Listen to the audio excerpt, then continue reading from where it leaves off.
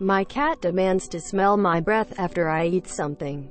It sounds so strange, but as soon as I finish eating something, she stands on my leg until I open my mouth and let her sniff. Then when she's satisfied, she walks away. Doesn't hurt anything in my opinion, so I always oblige.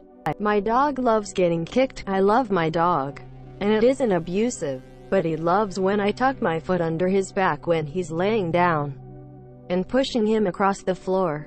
You can tell he wants it when he flops onto your feet and stares at you. My dog is wonderful, but I'm still not too happy that my dog is kinky like that. I have a Great Dane who is sensitive. He hates it when his feet get dirty, when he accidentally steps in mud, or God forbid, poop, outside. He stands in the yard on 3 legs and won't move until I walk out there and wipe his foot clean. It's vaguely pathetic, but also amusing, so I do it on a routine basis. My cats expect to join me in the bathroom for my morning shower. One is stationed at the bathroom sink for me to turn on the faucet to drip, and the other sits in between the shower curtain and liner while I'm in there. It hadn't struck me as being an odd routine until my husband, then boyfriend, and I started dating, and he came in during a shower like, "WTF, are you all in here?" Quote, I heard that most cats don't like their tummies being touched, but when my cat is sleeping, she'll roll over, belly up, and whenever I rub her tummy, she leans into my hand and starts purring. She only does this when she's sleeping. When she's awake, she hates cuddling and gets really violent if you try to hold her. If my dog sees you pull out chapstick or lip gloss, he expects some on his nose. My mom will share her chapstick with him, and he has his own tube of lip gloss in my aunt's purse. I must watch my cat pee. We almost lost him a few years ago to a seriously bad urinary blockage. For real, especially if your cat is indoor, male, and/or overweight. Make sure they get enough water. And he built up scar tissue that made urinating painful, also. It just sucked for a while because he couldn't. So I'd watch him each time to monitor his progress and report to the vet, being reassuring all the while. He pulled through, but now he calls me in to watch each time he has to pee. Like, he literally cries like he's dying if I don't go. It's been a couple years now. It's a little much, but we're just happy the little jerk is okay. I have a cat who likes to be tucked in at night when I go to bed. She has to sleep with her head on the pillow under my chin with her body tucked in under the blankets. I have a big dog with lots of energy. He loves to play, but because he's so big it can be difficult, or he can use a bit too much force while playing. We know it's not his fault, but it got to a point where we were getting bruised. So for Christmas, my brilliant mother got our dog a pair of welding gloves. The air thick and covers your whole arms. Charlie, our dog, loves them because now we can play with him as rough as he likes as long as we have them on. We trained him with them, so he's very gentle when we're not wearing them and waits patiently for us to put them on when it's playtime. The only downside is now we can't wear any other gloves because our poor boy gets confused. My cat meows loudly in the morning so that I will get up, start the shower, and let him drink 3-cup handfuls of fresh shower water. I regard bending down to let him drink from my hand as part of my morning stretching routine now. When I get home from work, my Labrador likes me to hold her paw, whilst I give her a belly scruffle. She also likes us to keep the printer full of paper, as she enjoys bopping the test button on with her nose and watching the paper go through. She's the boss of the house, TBH. My cat expects me to do a patrol of the house with her every other day. She'll stand in a doorway yowling until I walk up to her.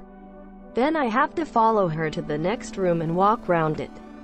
Pause to pet her and repeat until the whole house has been covered. She occasionally drops live mice on my feet as well. I suspect she thinks of me as a very dumb kitten that needs assistance with hunting and guard my territory. My parents' cat sleeps with them, and he's used to their schedule.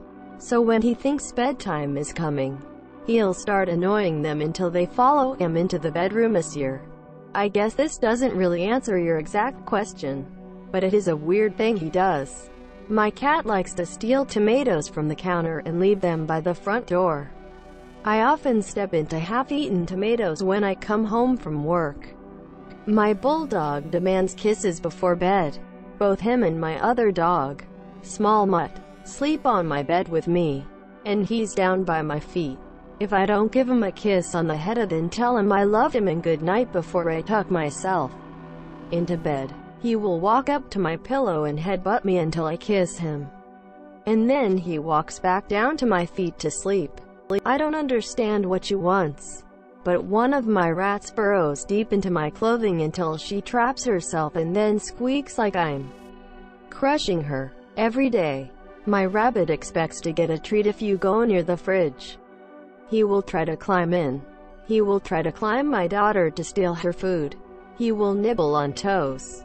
When I bend down to spit while brushing my teeth, my cat will jump up and stand on my bag.